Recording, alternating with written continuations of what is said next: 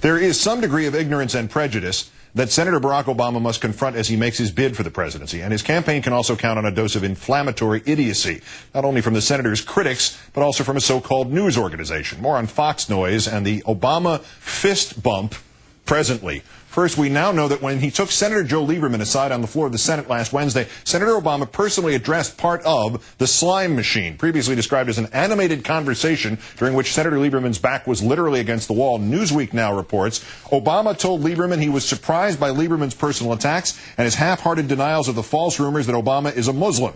That, according to a campaign aide who requested anonymity. Lieberman was described as, quote, strangely muted. But just an hour before, he had criticized Obama's speech to a pro-Israel organization. This election could easily be decided by a hair's breadth. Yet the prospect, whether slim or great, that John McCain is about to channel his inner Bob Dole seems to be just below the surface everywhere you look. McCain has often entered and exited the stage all winter and spring to the tune of Chuck Berry's Johnny B. Good. Tonight, Berry says, guess what? He's supporting Obama.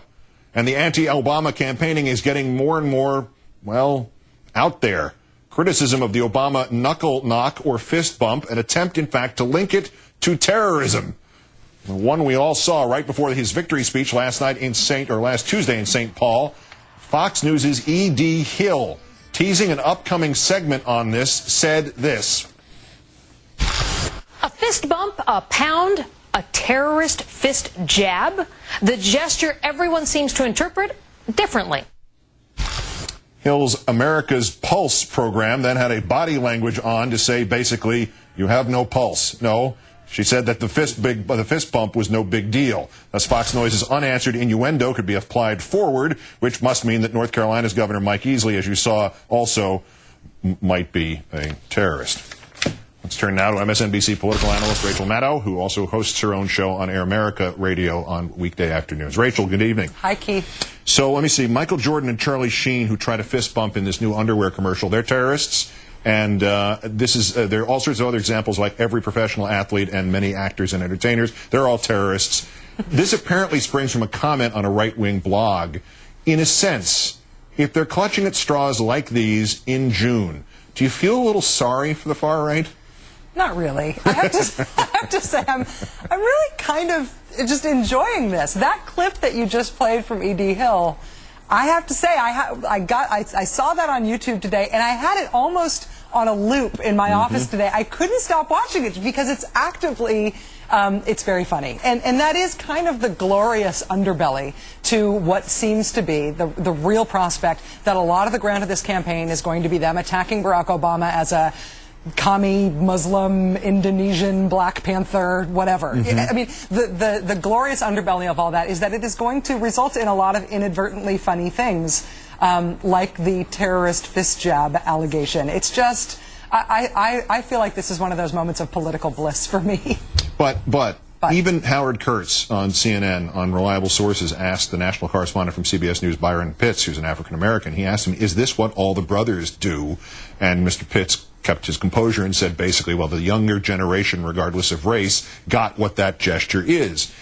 Is that really, I mean, the sort of evil subtext that by now we all look for behind every stupid thing somebody on the right says? Is that what this is? It's not that the Republicans want you to be afraid of Barack and Michelle Obama because they might be terrorists. They want you to be afraid of them because they might be black. They might be black. That's exactly right. I mean, you go on in that E.D. Hill in the Fox News clip today, and they try essentially to define this as something that is unalterably foreign to the American public. Hill goes on to say on Fox that, what happened to the great pat on the back? As if that's the only physical gesture, I guess, of affirmation that's appropriate in American politics. And this, we're what, a week out of Bush doing that big awkward chest bump at the U.S. Air Force Academy in Colorado Springs. I mean, Bush has that awkward habit of putting his hands on the heads of bald men, right? There's all these sorts of weird physical gestures of affirmation that people do. The idea that you would somehow make the sort of dap, the fist bump, to be something radical or something overly radically racialized it's comical. Whatever happened to the formal bow? Yes. Grover Cleveland used to bow all the time on the campaign tour. There are the dangerous outliers in this here, though, too. And again, if that same meme of maybe that's what we're not talking about.